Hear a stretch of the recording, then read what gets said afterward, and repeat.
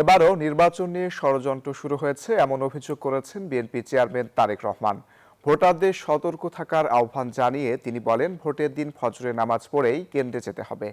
সিলেট থেকে প্রচারণা শুরুর পরদিন পেরিয়ে রাতভর ব্রাহ্মণবাড়িয়া, কিশোরগঞ্জ, নরসিংদী ও নারায়ণগঞ্জের জনসমাবেশে এসব কথা বলেন তিনি। তারেক রহমান প্রতিশ্রুতি দেন, বিএনপি সরকার গঠন করলে চালু করা হবে ফ্যামিলি কার্ড ও কৃষি বিমা। আল মোহাইমুনুল খানের রিপোর্ট। ত্রয়োদশ সংসদ নির্বাচন ও জুলাই জাতীয় সনদ প্রশ্নে গণভোট অনুষ্ঠিত হবে 12 ফেব্রুয়ারি। তাই দলের রীতি মেনে সিলেটের পূর্ণভূমি থেকে প্রচার শুরুর পর বৃহস্পতিবার সারা রাত ও শুক্রবার ভোর পর্যন্ত দেশের ভিন্ন ভিন্ন প্রান্তে নির্বাচনী জনসমাবেশে বক্তব্য রাখেন বিএনপি চেয়ারম্যান তারেক রহমান। শুক্রবার ভোররাতে নারায়ণগঞ্জের 2500 এবং এর আগে ব্রাহ্মণবাড়িয়ার সরাইলে বিশাল জনসমুদ্রে তিনি অভিযোগ করেন, নির্বাচন ঘিরে আবারও শুরু হয়েছে পুরনো ষড়যন্ত্র। বিশেষ করে প্রবাসীদের পোস্টাল ব্যালট নিয়ে কারসাজির বিষয়ে সতর্ক করেন তিনি। ওই গত 15 বছর যে নিশিরাতের নির্বাচন আর ভোট ডাকাতির নির্বাচন, তার পার্থক্য হলো কি এদের সাথে আর ওদের? কোনো পার্থক্য নাই। দুইজন একই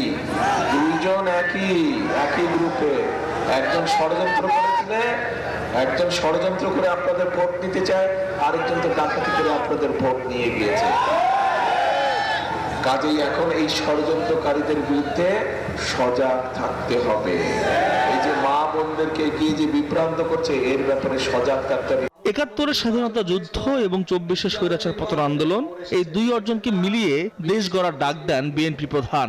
তিনি বলেন, গত 15 বছর মানুষের ভোটাধিকার হরণ করা হলেও 24 রিকশা চালক থেকে শুরু করে সব ধর্মের মানুষ রাজপথে নেমে স্বাধীনতা রক্ষা করেছে।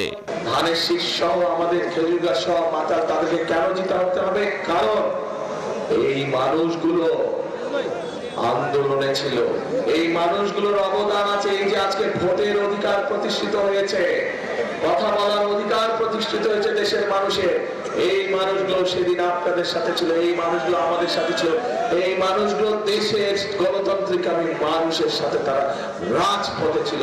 এ সময় তিনি প্রতিশ্রুতি দেন, জনগণের রায়ে বিএনপি সরকার গঠন করলে বেকারদের কর্মসংস্থান, খাল খনন এবং কৃষকদের জন্য বিশেষ বীমা ব্যবস্থা চালু করা হবে।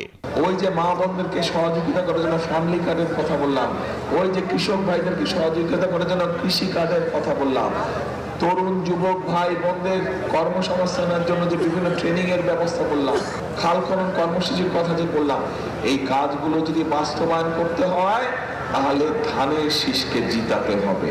12 ফেব্রুয়ারি জনগণ তাদের রাজনৈতিক ও ভোটাধিকার প্রয়োগ করবে এমন আশাবাদ ব্যক্ত করে নেতাকর্মীদের শেষ সময় পর্যন্ত মাঠে থাকার নির্দেশ দেন তারেক রহমান।